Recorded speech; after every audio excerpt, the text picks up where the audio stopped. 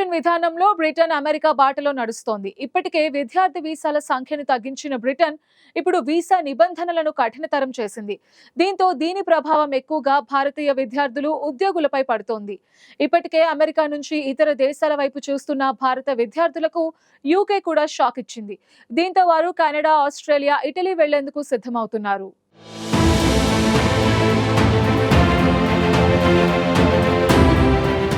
అమెరికాలో ట్రంప్ రెండోసారి అధికారం చేపట్టాక వలసలపై ఉక్కుపాదం మోపుతున్నారు.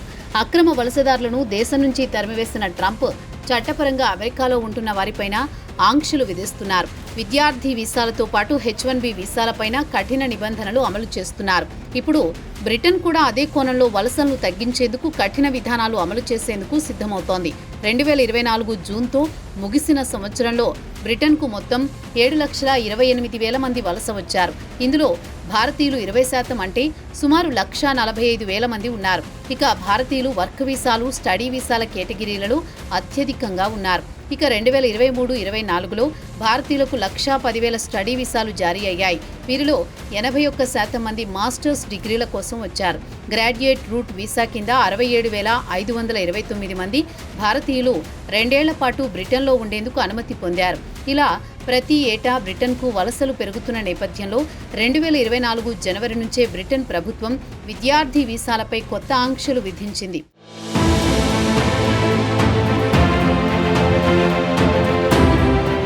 తాజాగా వలస విధానంపై బ్రిటన్లోని స్టార్మర్ ప్రభుత్వం పార్లమెంట్లో శ్వేతపత్రాన్ని ప్రవేశపెట్టనున్నట్లు తెలుస్తోంది. ప్రజల నుంచి వస్తోన్న ఆందోళనలు, వలసలకు వ్యతిరేకంగా గళాన్ని వినిపిస్తోన్న రీఫార్మ్ యూకేకు పెరుగుతోన్న ప్రజాదరణ వంటి అంశాలు వీసా వలస చట్టాల్లో మార్పులపై స్టార్మర్ ప్రభుత్వం ప్రధానంగా దృష్టి సారించేందుకు కారణమవుతున్నాయి. కొత్త నిబంధనలు అమల్లోకి వస్తే ఇమిగ్రేషన్ వ్యవస్థపై ప్రభుత్వ నియంత్రణ బలోపేతమవుతుందని ప్రధాని వెల్లడించారు. తమ దేశానికి అర్థవంతమైన సహకారం అందించే వారికి మాత్రమే దేశంలో ఉండేందుకు అనుమతి ఉంటుందని వ్యాఖ్యానించారు. ఈ ప్రతిపాదిత మార్పుల ప్రకారం స్కిల్డ్ వర్కర్ వీసా దరఖాస్తుదారులు కనీసం యూనివర్సిటీ డిగ్రీ కలిగి ఉండాలి. యూకేకు వచ్చే వ్యక్తులు సరైన అర్హత కలిగి ఉన్నారని నిర్ధారించుకోవడం దీని లక్ష్యం. అలాగే ఆంగ్ల భాషాపరమైన నియమాలను పటిష్టం చేయనున్నారు.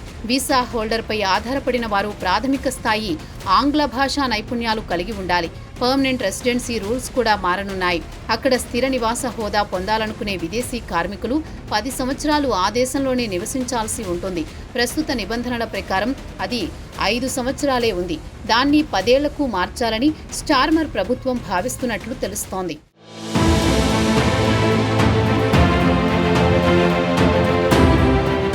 కొత్త నిబంధనల ప్రకారం పోస్ట్ గ్రాడ్యుయేట్ రీసెర్చ్ ప్రోగ్రాంలలో చేరిన విద్యార్థులు తప్ప ఎవరూ తమ కుటుంబ సభ్యులను డిపెండెంట్ వీసాలపై తీసుకువెళ్లలేరు. అంతేకాదు విద్యార్థులు తమ కోర్సు పూర్తయ్యే వరకు వర్క్ వీసాకు మార్చుకునే అవకాశం కూడా తొలగించబడింది. ఈ మార్పులు వలసలను తగ్గించడానికి, ముఖ్యంగా విద్యార్థి వీసాలను ఉపయోగించి ఉద్యోగ అవకాశాల కోసం బ్రిటన్కు వచ్చే వారిని అరికట్టడానికి ఉద్దేశించినవని నిపుణులు చెబుతున్నారు. ఇక 2024 జూన్తో ముగిసిన సంవత్సరంలో భారతీయ విద్యార్థులకు జారీ చేసిన స్టడీ వీసాల సంఖ్య 23% తగ్గింది. డిపెండెంట్ వీసా ఆంక్షలు, గ్రాడ్యుయేట్ రూట్ వీసాపై అనిశ్చితి కారణంగా వీసాల సంఖ్య తగ్గింది. ఈ GRV వీసా విద్యార్థులకు వారి డిగ్రీ పూర్తయిన తర్వాత 2 ఏళ్ల పాటు బ్రిటన్లో పనిచేసే లేదా ఉద్యోగం కోసం వెతకడానికి అనుమతి ఇస్తుంది. ఈ వీసాపై సమీక్ష జరుగుతుందనే భయం వల్ల చాలామంది భారతీయ విద్యార్థులు బ్రిటన్కు రావడానికి వెనుకాడుతున్నారు. మరోవైపు బ్రిటన్లో పనిచేసే ఉద్యోగుల కోసం కూడా నిబంధనలు కఠినతరం చేశారు.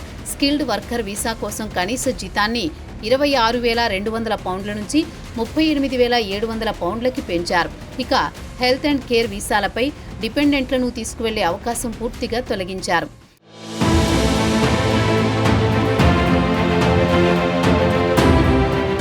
అమెరికా, బ్రిటన్ 2 దేశాలు వీసాల విషయంలో కఠిన నిబంధనలు అమలు చేస్తుండటంతో భారతీయ విద్యార్థులు, ప్రొఫెషనల్స్ ప్రత్యామ్నాయ గమ్యస్థానాలైన కెనడా, ఆస్ట్రేలియా, ఇటలీ వంటి దేశాల వైపు చూస్తున్నారు.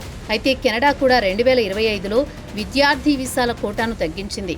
ప్రస్తుతం ఈ 2 దేశాల్లో ఆర్థిక, రాజకీయ ఒత్తిళ్ల కారణంగా వలసలపై కఠిన నిర్ణయాలు తీసుకోవాల్సి వస్తోంది. బ్రిటన్లోని యూనివర్సిటీలు ఎక్కువగా అంతర్జాతీయ విద్యార్థుల ఫీజులపై ఆధారపడతాయి.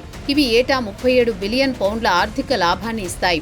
అయినప్పటికీ వలసలను తగ్గించాలనే రాజకీయ ఒత్తిడి వల్ల ఈ నిబంధనలు వస్తున్నాయి.